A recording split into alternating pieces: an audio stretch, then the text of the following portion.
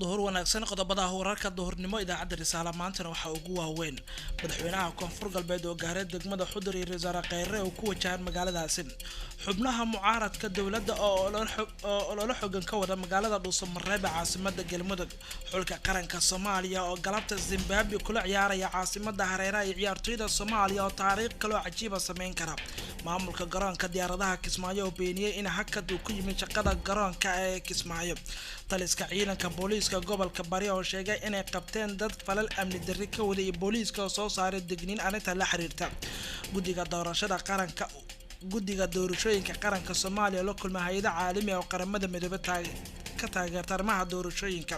xisbiga haya talada raashka oo lumiyo kuraasta ugu badneed dalkaasi iyo booliiska Hong Kong oo xabsiga dhigay in ka badan 100 ruux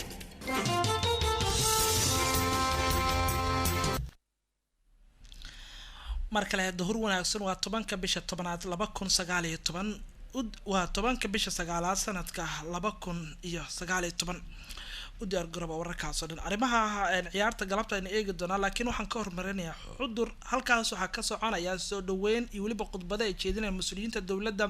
waxa degmadaas gaaray madaxweynaha koonfur galbeed sidoo kale saacadaha soo socda waxa lagu wadaa in halka ay gaarto diyaaradda sida Rasaaraha Soomaaliya Xasan Cali Kheyre wararkii ugu dambeeyay Xudur waa kan Cabduqaadir Jakarta daqiiqadahan soo aadan ayaa la filayaa in magaalada Xudur oo ah xarunta gobolka Bakool uu gaaro wafdi hogaaminayo Ra'iisul Wasaaraha Soomaaliya Xasan Cali Kheyre Ra'iisul Wasaare Kheyre ayaa labadii cisho ee la soo dhaafay waxa uu ku sugnaa magaalada Baydhabo oo ah xarunta meel gaarka ah ee maamulka Koonfur Galbeed Soomaaliya waxaa la sheegay in daqiiqada ka hor magaalada Baydhabo ay ka duushay diyaarad sida wafdiga Ra'iisul Wasaaraha iyadoona la filayo in daqiiqadahan soo aadan uu gaaro magaalada Xudur ee xarunta gobolka Bakool saacad ka hor ah magaalada Xudur gaaray wafdi hogaaminayo madaxweynaha dowlad goboleedka Koonfur Galbeed Soomaaliya Cabdicasiis Xasan Maxamed Laftagareen isagoo hordhac ah wafdiga Ra'iisul Wasaaraha Soomaaliya ee la falay in daqiiqadaha soo aadan uu gaaro magaalada Xudur ee gobolka Bakool ammaanka guud ee magaalada ayaa aad loo adkeeyay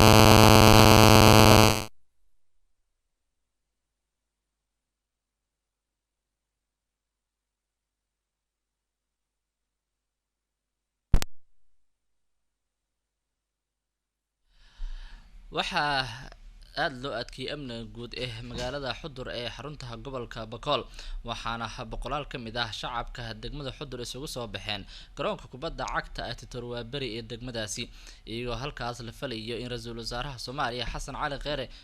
markii uu halkaas gaaro inuu halkaas kula hadlo bulshada isugu soo baxday garoonka isla markaana isku diyaarinayay soo dhaweyntiisa Ra'iisul Wasaare Kheyre ayaa la sheegay intuu ku sugan yahay degmada Xudur ee gobolka Bakool inuu qaybaha kala duwan ee bulshada iyo maamulka degmada kulamo kala duwan la qadan doono sidoo kale warar soo baxay ayaa sheegaya in Ra'iisul Wasaare Kheyre uu booqan doono saldhigyo ay ku sugan yihiin ciidamo ka tirsan kuwa taabacsan Sheekh Muqtaar Rawo Cali Abu Mansuur oo xiran dowladda federaalka Soomaaliya isla markaana dowladda Soomaaliya ay doonayso in ciidamadaas ay qaramayso isla markaana ay ku darto ciidamada xoogga dalka Soomaaliyeed magaalada Xudur ee xarunta gobolka Bakool ayaana haatan si weyn looga dareemayaa qabanqaabada wafdiga Ra'iisul Wasaaraha Soomaaliya iyadoo uu ka sii horeeyay madaxweynaha maamulka Koonfur Galbeed Soomaaliya Cabdicasiis Xasan Maxamed Laftagareen Jakarta aan eego markan Zimbabwe halka waxa galabta ka dhici doonta ciyaarta u dhaxaysa ciyaartoyda xulka qaranka Soomaaliya iyo waliba xulka wadanka Zimbabwe ciyaartan oo ka dhici doonta caasimadda wadankaasi Hareera waxa suurtagal ah in ciyaartoyda Soomaaliya mar kale ay dhigaan taariikh cajiib ah oo dunidu ay ka yaabsadaan Xasan ayaa igu soo biiray warka dooriga la qayb qaadanay Xasan ciyaarta galabta ka dhacaysa Hareera ee Zimbabwe dabcan halka maxaa dhici kara galabta inkastoo aan ognahay lugta hore Soomaaliya natiijo fiican hadda ay wada tarajadeeda waayahay maxamed aad u mahadsan tahay ciyaarta xiisaha badan ee xulalka qaranka kubadda cagta ee Soomaaliya iyo Zimbabwe waa mid ka mid ah kulamada ka tirsan isreebreebka tartanka koobka adduunyada 2022 qadar lagu qaban doono Soomaaliya kulankii hore guul ay ku soo gaareen Djibouti sida laga wada dharagsan yahay markii gool wax bay ku soo badiyeen Anwar Shakunda goolkaasi saxiixay daqiiqadii 87 ee kulanka ciyaartan lugta labaad intaan la gaarin ka hor hadalhayn badan baraha bulshada iyo saxaafadda caalamka qaadatay hadalhaynta ugu badan waxaa sameynaya dadka Soomaalida kuwaasi oo wax weyn u arkay in xulkooda guul uu gaaro Soomaalina waa markii ugu horeysay runtii 12 kulan oo ay ka ciyaartay Isreebreebka koobka adduunyada ay guuleystaan waxaa horey ula kulmeen 8 jeer oo guul darro ah iyo 3 barbaro markoodii 12aadna guul ay gaareen rekoorka waxaa markaas uu ahaa mid diiwaan galay oo lagu qoray page-ka FIFA ee caalamiga ah wargeysyada waaweyn ee dunida sidoo kale ka hadlay sida Daily Mail BBC-da iyo kuwa kale ka soo baxa dunida laakiin hadalhaynta ugu badan waxaa sameeyay wargeyska Daily Nation ee Kenya ka soo baxa kaasi oo ciwaan ka soo dhigay Soomaalida aan guriga lahayn oo guul ka gaartay kulan ka tirsan Isreebreebka koobka adduunyada warkaas siyaabooyin kala duwan loo fasirtay Soomaalida aan hooyga lahayn waxa ugu dhow ee loo fasirtay ugu fiicanna waxay noqotay Soomaalida aan lahayn guri ay ku martigeliso kooxaha ay la ciyaarayso xulalka ay la ciyaarayso warkaas marka ciwaankaas waa inay wax ka bartaan dadka Soomaaliyeed dawladooda iyo xiriirka Soomaalida kubadda cagta intuba haday suurtagal tahana markaas ciyaaraha Soomaalidu ay ciyaarayso ay noqoto kuwa oo guri leh oo gurigooda ay ku ciyaaraan inkastoo Djibouti qudooda ay si weyn Soomaalida u soo dhaweeyeen oo guri ka dhigan oo garoonka labada aad ciyaarta galabta 4 galabnimo ay soo gali doontaa magaalada caasimadda Hareer ay ka dhixi doontaa Soomaalidu wax dhaawacyo badan ma qabaan goor dhawaan la hadlay tababaraha xulka iyo kabtanka waxay ii sheegeen in diyaar garowga ugu dambeeyay ku jiraan haatan ay ku sugeen hoteelka qadadii ay ku jiraan loo qaadi doono garoonka ciyaartu ay ka dhacayso kadibna ciyaartu ay bilaaban doonto 4 galabnimo dhankeena iyo 3 galabnimo markay tahay saacada localka ee dalkaasi Zimbabwe si kasta ha noqotay xulka Zimbabwe waxay u yeerteen ciyaartoy badan oo muhiim ah oo qaaradda Yurub qaarkood ka ciyaara sababta loogu yeerana waxay tahay in xulku khatar uu ku jiro una baahan yahay guul badbaadin cajiiba sidaas darteed marka Soomaalidu rajadeedu way fiican tahay Maxamed ilaa way marka ciyaartoyda xulka qaranka galabta maxaa loogu baahay ay ku soo bixi karaan ma barbaro ma in guul maxay natiijada ku soo bixi karaan saddex siyaabood ay soo bixi karaan lababa ugu weynaatay barbaro hadii ay galaan waa wixii loo baahnaa way soo bixi doonaan maadaama guul ay wataan kulankii lugta hore Djibouti ka dhacay hadii markaas ay badiyaan kaba sii fiican oo ay soo bixi doonaan taasna shaki kuma jiro waxa kale ay ku soo bixi karaan farqi away goal ah hadii ay goal dhaliyaan oo laba goal laga dhaliyo tusaale ahaan Soomaaliya 2-1 way ku soo bixi kartaa 3-2 way ku soo bixi karaan 4-3 way ku soo bixi karaan yani farqi hal goal markasta la dheer yahay hadii looga badiyo Soomaaliya iyada soo bixi doonto waxa saacidi doona goolkaas awayga ah banaanka ay ku dhaliso galabta ay dhalin doonto hadii ay dhaliso goolkaas wax badan uu saacidi doona tartankan markay timaado Soomaaliya taariikh fiican kuma leh hore sidaan ku sheegay 12 jeer oo ciyaartay 8 laga badiyay 3 jeerna barbar ay gashay waa markii ugu horeysay ee tartan Isreebreeb koobka adduunyada Soomaaliya ay guuleysato sanadkan 2019 sidoo kale markii ugu horeysay 1978 ee Soomaaliya ciyaartay tartanka Isreebreebka koobka adduunyada ilaa iyo 9meeyadii la soo gaaray ciyaaraysay wixii ka dambeeyay burburka 9kii ilaa iyo sanadkii 2010kaas sana Soomaaliya Isreebreebka koobka adduunyada ma aysan ciyaarin sabab la xiriir xaaladii adkaa ee dalka uu galay sanadkii 2000 oo markaasi dawlad ku meel gaar dalku ay yeelatay markaasi la sii amba qaaday ciyaarihii Isreebreebka Afrika iyo kii adduunyada 2000 ilaa iyo haatan si caalami ama si caadi u ciyaaraysa maraha ka uu galay sanadkii 2007 oo sabab la xiriir isqabqabsi xiriirka waqtigaasi jiray oo isbedelo u dhacay Allah u naxariistay Faarax Weliya Cabdo Sindiko iyo gudiyadii kale waqtigaas la shaqeeyay isbedelo noocaas dhacaya tartanka looga baaqsaday laakiin wixii ka dambeeyay 2007 mar kale Soomaaliya si toos ah tartanka ka qayb galaysa sanadkan 2019 waa sanadka taariikhu waa Soomaaliya way xasan ugu dambeyn ciyaartoyda hadda Zimbabwe Yurub ka raadsadeen oo hadda qaranka galabta dhilso culays weyn kuma ahan Soomaaliya natiijada halka ka soo bixi karta marka xul ciyaartoy waaweyn u yeerto waliba kulankii hore seegay sabab la xiriir dhaawac ama yasma labaduba ha noqoto saameyn way yeelan karaan ciyaartoydaasi mas'uuliyadda ugu badan galabta Soomaalidu waa inay iska saaraan ciyaaryahanka numberka 11aad ee dib loogu yeeray kaasi oo ka ciyaara horyaalka dalkaasi Koonfurta Afrika waana nin ku guuleystay Koonfurta Afrika horyaalka ay markaasi ciyaaraan marka ugu dambeeyay waxay sheegayaan Anwar Shakunta sidoo kale in laga yaabo kulankan inuu ku soo bilowdo maadaama ay shakhsiga kaliya ay ka baqayaan dadka Zimbabwe waana ciyaaryahan saameyn ku yeelan kara kulankan marka Shakunta isagoo man game wax la yiraahdo isticmaalay macaanka ama ciyaar maskaxeed waa in kulankan uu ku soo bilaabo maadaama uu yahay qofka loogu cabsida badan yahay Afrika inta badan ciyaaryahanka goolka ka dhaliya xitaa hadii uusan saameyn badan lahayn waxay u arkaan kan ugu muhiimsan marka si ay si badan ugu mashquulaan waa in tababaraha isagoo ciyaar maskaxeed la ciyaaray kulankan uu ku soo bilaaba hadii uu ku soo bilaabana ciyaartooyda kale ka faa'iideysan karay garbaha hadii laakiin Soomaaliya falsafada daafaca garoonka ku soo gasho waa xogaa natiijadeedu ma qurux badnaan karto falsafada daafac hadii ku soo gasho way qurxanaan kartaa natiijadeeda sababtoo ah falsafada daafac waxa laga dhaxlaan aan dib u eegno Talyaaniga koob adduun ku qaaday Inter Milan Barcelona kaga takhalusto iyadoo aan 90 daqiiqo ciyaarno Champions League ku qaaday Chelsea kaga soo takhalusto Barcelona oo final Champions League inta ku gaartay dana ku qaaday sanadkii ugu dambeeyay hadda hadii aan eegno xitaa kooxo badan oo qaab daafaceed tartamo waaweyn ku qaadaa jiray marka qaab daafaceedku waa mid laba kala ah hadii kooxdu 90 daqiiqo idil bas ay dhigato sida Jose Mourinho ma aan wax qurux badan laakiin hadii ilaa 60 daqiiqo ee ciyaarta qaybta hore ilaa 60 daqiiqo hadii tababaraha qaab daafaceed uu ciyaaro daafaceedkan uu noqdo mid kubadaha mar waliba counter attack xulku uu soo baxayo laakiin isagu shabaqadiisu ilaashanayo 60 daqiiqo hadii sidaas ciyaaro 30 daqiiqo ee ugu dambeeyay ciyaartana maadaama xulka ka soo horjeedo uu daaliyo wax badan ay soo bixi doonaan hadii Anwar oo kale uu ku soo tuuro ama ciyaartooy kale oo fudud noocaas ah counter attack uu heli doona 30 daqiiqana hala qaybsado tababaraha sidaas u wanaagsan in 60 daafac uu galo 30 kubadda uu la qaybsado way xasan oo maasataay golayna u rajeynaa ciyaartooyda xulka qaranka ee Soomaaliya oo galabta ku ciyaaraya caasimada wadankaasi Zimbabwe Harare oo ciyaarta wareega dabcan hadii ay badiyaan u soo gudbaya wareegada xigaan natiijada ciyaartan waxaa keli kartaan bartan internet-kan ku leenahay radiorisala.com halkaas oo ku soo daabici doona sidoo kale wararkeena dambe caawa wararka kale aan ku soo laabano qodobada kaar wararkeena waxa ku jira taliska ciidanka booliiska gobolka Bari waxa ay sheegeen inay qabteen dad falal amni darri waday sidoo kale waxa ay booliisku ay soo saareen amaro dhanka ammaanka la xiriira Axmed Tifo ayaa warka dhameystiraya iyadoo saacadihii la soo dhaafay ay ciidamada maamulka Puntland howlgallo kala duwan ay ka wadeen magaalada Boosaaso iyo qaybo badan oo dhaca maamulka Puntland ayaa waxaa faahfaahin ka bixiyay taliska booliiska maamulkaasi Puntland gaar ahaan gobolka Bari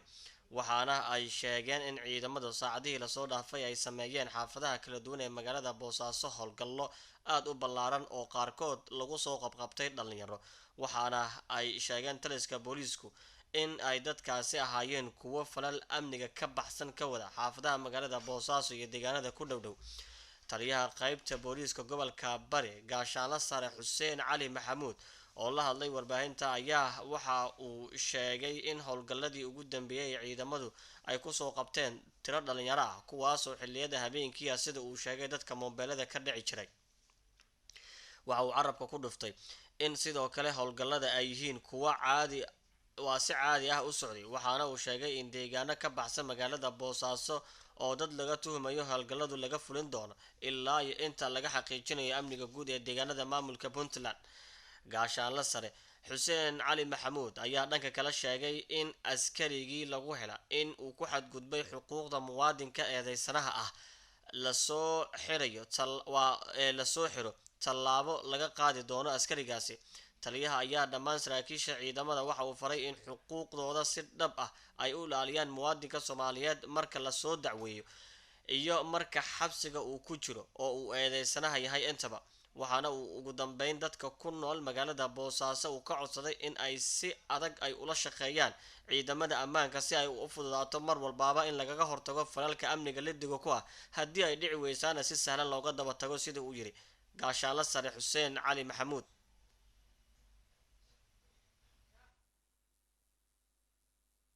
waxaa laga rabaa qof kasta oo ama booliiska ahaw ama maxkamadda ahaw qofka dambiilaha ama dambiilaanta la soo qabto xanaanadiisa xuquuqdiisa meesha ka istaagi lahayd baa tababarkaanu muhiimadiisa koowaad taas weey waxaa layna ka rabaa inaynu qof kastaba haddaa tahay booliis iyo haddaa maxkamad tahaba inaa u dhibrisaa laga rabaa oo qofka si isaanimo ah oo xuquuqdiisa waa meel lagaga dhicin oo sida ugu dhowa in loogu shaqeeyo oo loo dhibriyo isagoo laga duulaya haddana inaan qof dambiilaha dadka lagu sii dayo qofka dambiilaha xuquuq buu kugu leeyahay maaha inaad leedahay waa qofkii wax dilay surka goy ama madaxa ku dhufo xuquuqdiisu leeyahay isagoo nabada meel labdoon ku jira nolosha helaya si gaar ah aad u ilaalinayso baa lagaa rabaa suuqa markaad ka soo qabanayso ama soo kaxaynayso gaar ahaan waxaa leeyahay boliiska qof kasta oo meeshaan saldhigyadii baarayaashii kulliga fadhiya waxaa laga rabaa inuu si degan qofka xuquuqdiisa u ilaaliyo ama gaariha ku soo qaado ama suuqa ka soo lugaysiiyo ama saldhiga gudihiisa ha keeno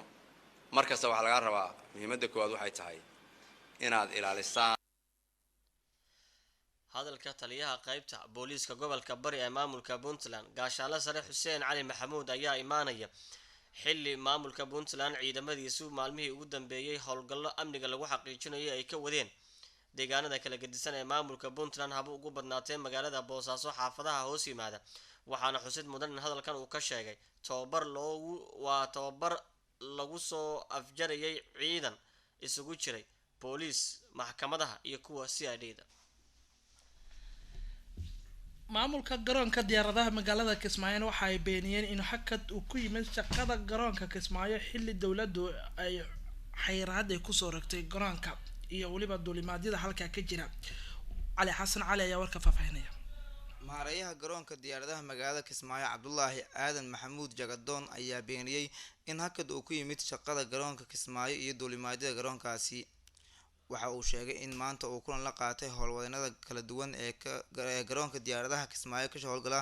kaas oo uu tilmaamay inay uga wada hadleen habsimo socodka shaqada garoonka iyo sida ay shaqaalaha u wada shaqeeyaan garoonkaasi waxa uu sheegay in garoonka uu leeyahay shuruuc kala duwan oo looga shaqeeyo kuwa uu tibaaxay inay ku dhisan yihiin daahfurnaan iyo hanaan shaqo oo wanaagsan waxa uu intaa ku daray in uu madaxweynaha Jubbaland Axmed Madoobe uu ku amray inaysan joojin karin shirkad duulimaad diyaarad oo ganacsi maadaama uu sheegay in shirkadaha diyaaradaha ay ka qayb qaataan dib u dhiska iyo horumarinta Jubbaland dhammaan shaqaalaha iyo mas'uuliyiinta garoonka diyaaradaha Kismaayo ayaan maartay kulan aan wada qaadanay kulankan wuxuu ku saabsanaa howlaha guud ee shaqada garoonka iyo adeega maartay garoonka uu bixiyo dadweynaha iyo shacabka Soomaaliyeed aan u hayno iyo guud ahaan qaybaha kala duwan oo garoonka doorka ay ku leeyihiin garoonku waa garoon caalami ah wuxuuna leeyahay qaynoon iyo nidaam maartay hanaan shaqo ku dhisan isla xisaabtan daahfurnaan iyo sareynta sharciga awaamirta annaga aan ku shaqeynayno wakaaladda madax bannaan maamulka garoomada Jubbaland waa awaamirtii uu nasiyay madaxweynaha dawladda Jubbaland mudane Axmed Maxamed Islaam oo ah in shirkad Soomaaliyeed ha ahaato mid duulimaad diyaarad iyo mid kalaba aanan sinama wararka Soomaalida ka baxsan haddii aan eegno xisbiga talada haya wadankaas Raashka ayaa inta badan waxa uu lumiyay kuraasta doorashooyinka golaha deegaanka ee Moscow kadib markii la qorsheenay 2021 halka doorasho lagu qabto xisbiga talada haya Raashka ee loo yaqaan Unit Right Party ayaa waxay lumiyeen 3 meelood meel kamid ah kuraasta aqalka golaha deegaanka kadib doorashadii gobolada ee shalay ka dhacday meelo badan oo ka tirsan wadankaas Raashka wakaalada wararka Raashka waxay sheegtay in badi xisbiga talada haya uu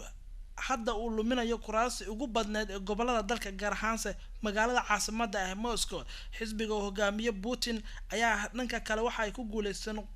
kuraasta qaarkood 15 kamid ah gobolada wadankaas Raashka laakiin meelaha ay lumiyeen natiijada ayaa waxa kamid ah kuraasta caasimadda natiijada ka soo baxday doorashooyinka ayaa waxa aad u saluugay xisbiga mucaaradka waxayna ayna dhankooda ku adkeysanayaan in dib loogu laabto kuraasta iyo waliba natiijooyinka hadda soo baxay si kastaba haatee doorashadan ayaa tijaabo u ah ololaha oo mar kale geli doono Vladimir Putin oo raba hogaamiyaha mar kale in talada wadanka Raashka ku soo laabto warbixinta ayaa ugu dambeysay warkii duurnimo wanaagta